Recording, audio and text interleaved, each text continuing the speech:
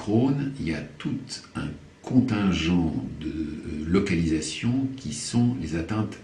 anales et périanales, ce qu'on appelle les atteintes donc,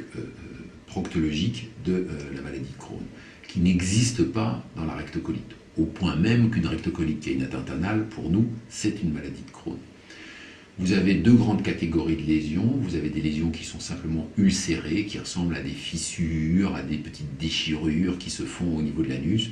voilà, qui sont à ce moment-là douloureuses, saignotantes, surtout chez quelqu'un qui a de la diarrhée.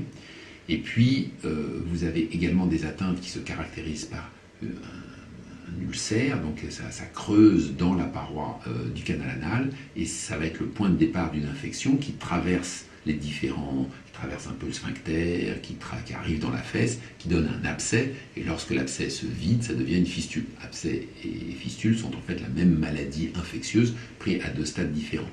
La particularité de ces atteintes, c'est que d'une part, elles sont fréquentes, et deuxièmement, qu'elles sont par rapport aux fistules ou aux abcès, on va dire standards, ceux qui sont observés, c'est qu'ils sont souvent d'évolution plus difficile à traiter et un peu plus compliqué que les abcès ou les fistules standards. C'est une atteinte qui se voit préférentiellement lorsque le côlon et le rectum sont malades, un peu moins dans les atteintes du grêle, mais c'est une atteinte autonome qui arrive et qui est responsable de la majorité des interventions chirurgicales de la maladie de Crohn, parce qu'il faut drainer les abcès, il faut soulager les patients, ça dégrade un peu leur qualité de vie, et donc ça c'est très important à prendre en charge correctement par des unités où, grosso modo, les gens sont plutôt spécialistes de ça. Il